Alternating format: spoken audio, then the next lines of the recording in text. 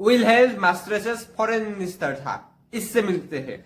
तो आप सोच के देखो कि सुभाष चंद्र बोस कितना बड़ा नेशनलिस्ट था। इसने जर्मनी के मिनिस्टर से भी मिलते हैं। वोमेन्स के लिए कोई भी रेजिमेंट नहीं था, तो वोमेन्स किसके लिए लड़ेगा? तो इसके लिए क्या करते हैं, रानी ऑफ झांसी रेजिमेंट बनाते हैं। देखिए, सुभाष चंद्र बोस की जब बात करें तो ये बहुत इंपॉर्टेंट थ्योरी है अंडमान और निकोबार आइलैंड्स और इंडिया के इंडिपेंडेंस के लिए। क्यों? तो इस टाइम पर सुभाष चंद्र बोस जर्मनी के प्रेसिडेंट एडोल्फ हिटलर से मिलते हैं और इससे बात करते हैं। सुभाष चंद्र बोस को जर्मनी के प्रेसिडेंट ए कहते हैं, आप पॉज करके देख लेना। सुभाष चंद्र बोस जर्मनी में शादी भी कर लेते हैं और इसके पत्नी का नाम सेनकी था, इसका एक बच्चा भी था। तो फरवरी 1943 को सुभाष चंद्र बोस जर्मनी छोड़ने की बात कहते हैं। इसके लिए जर्मनी का फोगोया सबमरीन पे उठते हैं और ये सबमरीन जर्मनी के बॉर्डर तक जाते हैं। तो इधर से जर्मनी आगे नहीं बढ़ते हैं, इधर से जापान की U-180 सबमरीन पर ट्रांसफर हो जाते हैं।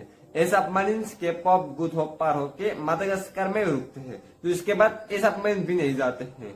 इधर से 300+ इंडियन प्रिजनर्स को लेते हैं और को B-130 सबमरीन जिसका नाम I-29 सबमरीन से, इस सबमरीन से इंपीरियल जापान तक जाते हैं और 300+ जो प्रिजनर्स है इससे साइन कर लेते हैं इंडियन लीजेंड लीग पर। आके जाके इंडियन नेशनल आर्मी बनने वाले हैं। लेकिन ये जो आर्मी है ये ब्रिटिश के नहीं है, जो आगे जाके अंडमान और निकोबार आइलैंड को इंडिपेंडेंस देगा, मणिपुर तक अटैक कर देगा। नेशनल आर्मी का लेफ्टिनेंट जनरल वाईसी फुजेरा और जापानीज इंटेलिजेंस फुजेरा काकिन बहुत सारा मिशन करना चाहता था साउथ ईस्ट एशिया और ब्रिटिश इंडिया पर। तो इसमें ऑक्यूपाई करके इसको खुद के अंतर में ले आना चाहता था।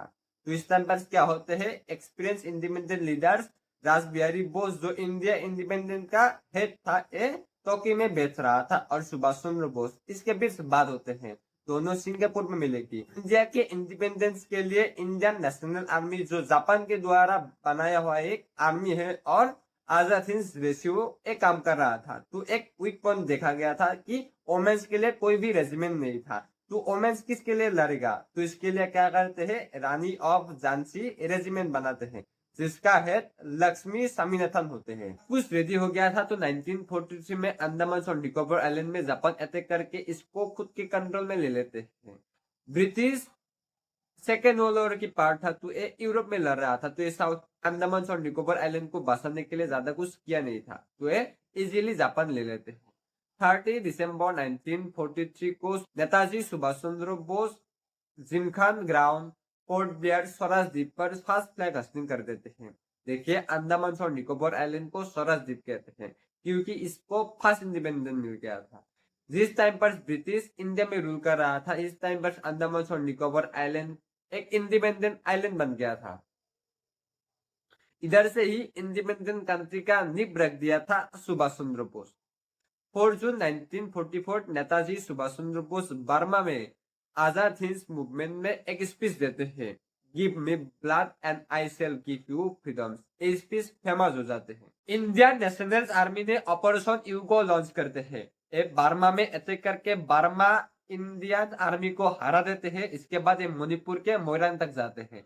इधर जाने के बाद ये एलायंस पावर की जो सप्लाई चेन है इसको डिस्टर्ब करते हैं। देखिए, जर्मनी और जापान एक्सेस पावर का मेंबर था।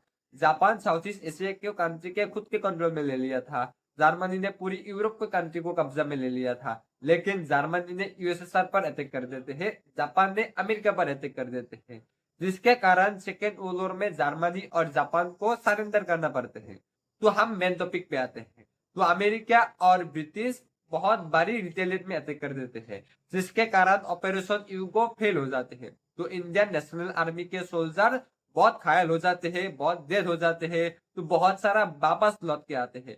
देखिए, सुभाष चंद्र बोस मणिपुर से इंडियन नेशनल आर्मी के कुछ सोल्जर के साथ वापस लौट जाती है। सुभाष चंद्र बोस की लक्ष्य अंडमान और निकोबार आइलैंड को इंडिपेंडेंट और मणिपुर तक नहीं था, इसका लक्ष्य दिल्ली तक आना था। तो दिल्ली तक आने के लिए इसको एक बड़े पावर की जरूरत थी, तो इसके लिए सिंगापुर आते हैं। लेकिन कुछ सारा सोल्जर्स इधर ही रुककर लास्ट तक वॉर करते रहते हैं, लेकिन इसको कोई सपोर्ट नहीं मिलते हैं, तो इसका भी डेथ हो जाते हैं। देखिए जो लौटने वाले सोल्जर है इसमें सुभाष चंद्र बोस भी लौटते हैं, ये सिंगापुर तक आ जाते हैं। तो इसके बाद सुभाष चंद्र बोस मंसूरिया जाने की प्लान बनाते हैं, क्योंकि यूएसएसआर और जापान इधर लड़ रहा था। तो जापान की जो बड़े बड़े आर्मी शिप थे इसको इधर ही मिलेगा, तो इसके साथ बात कर रहेगा। लेकिन इस टाइम पर एक बहुत बड़ी न्यूज आती है कि जर्मनी ऑलरेडी सरेंडर कर दिया है। सुभाष चंद्र बोस सिंगापुर में था, तो इसको मैसेज मिलते हैं कि आप सिंगापुर से वियतनाम चले जाओ। तो सुभाष चंद्र बोस वियतनाम के साइगोन्स में चली जाती है, जो आप होचिमिन सिटी करके है, आप एक बार जाके देख लेना। तो क्योंकि ब्रिटिश मालाला पेनिनसुला में अटैक करने वाला है। देखिए मालाला पेनिनसुला में 3 कंट्री है, इंडोनेशिया, मलेशिया और सिंगापुर। अमेरिका जापान को 6 अगस्त तो 9 अगस्त तो हिरोशिमा और नागासाकी में व्हाइट मैन और लिटिल बॉय न्यूक्लियर बम गिराते हैं। इसके बाद टोक्यो में नेक्स्ट न्यूक्लियर बम गिराने वाला था, जिसके डर से 16 अगस्त तो 1945 को जापान सरेंडर कर देते हैं। ये न्यूज सुभाष चंद्र बोस के पास जाते नहीं है, लेकिन ये सरेंडर करने से जो सेकेंड वर्ल्ड वॉर था एक खत्म हो जाते हैं। सुभाष चंद्र बोस वियतनाम में था, तो उसके बाद एक ताइवान चले जाते हैं। 18 अगस्त तो 1945 को सुभाष चंद्र बोस और इसके साथ 12 और member Mitsubishi twin twins heavy bomber में, जिसमें 30 लोग की बैठने की कैपेसिटी है, ए ताइहुजुआप ताइपे है। इधर से 2 बजे 30 मिनट पर ए फ्लाइट उड़ते हैं। उड़ने के थोड़ी देर बाद इसका एक इंजन का प्रोपेलर टूट जाते हैं, जिसके कारण फ्लाइट एक साथ सूख जाते हैं, जिसके कारण ए फ्लाइट क्रैश हो जाते हैं। इसमें 12 लोगों की इस पर ही डेथ हो जाते हैं और सुभाष चंद्र बोस को हॉस्पिटलाइज किया जाते हैं। 23 अगस्त तो जापान की एक न्यूज एजेंसी ट्राजी अनाउंस करते हैं कि सुभाष चंद्र बोस का भी डेथ होते हैं। सुभाष चंद्र बोस की डेथ के लिए बहुत सारा थ्योरी भी है कि सुभाष चंद्र बोस की एक्सीडेंट में डेथ नहीं हुआ था। एक बार सुभाष चंद्र बोस को रशिया में देखा गया था। देखिए जब मैंने रिसर्च किया था तब मुझे भी एक बहुत सारा थ्योरी मिला था, तो एक कौन सा सही है कौन सा गलत है ये कंफर्म नहीं है, यानी कि रिपोर्ट पर भी ये कंफर्म नहीं है कि कौन सा सही है और कौन सा गलत है। देखिए मुझे जो रिपोर्ट मिला मैं यही आपके सामने रख दिया। मैंने 2 स्टोरी को कवर किया, अंडमान और निकोबार आइलैंड के हिस्ट्री को, क्योंकि अंडमान और निकोबार आइलैंड की हिस्ट्री बहुत इंपॉर्टेंस है, क्योंकि ये साउथ ईस्ट एशिया और सेंट्रल एशिया को कनेक्ट करते हैं और मिडिल ईस्ट को भी कनेक्ट करते हैं साउथ ईस्ट एशिया से। तो अंडमान और निकोबार आइलैंड को बार बार अटैक किया गया था, इसको बार बार कॉलोनियल किया गया था, तो इसलिए मैंने इसका हिस्ट्री को इंक्लूड किया। और दूसरी थ्योरी है सुभाष चंद्र बोस की थ्योरी।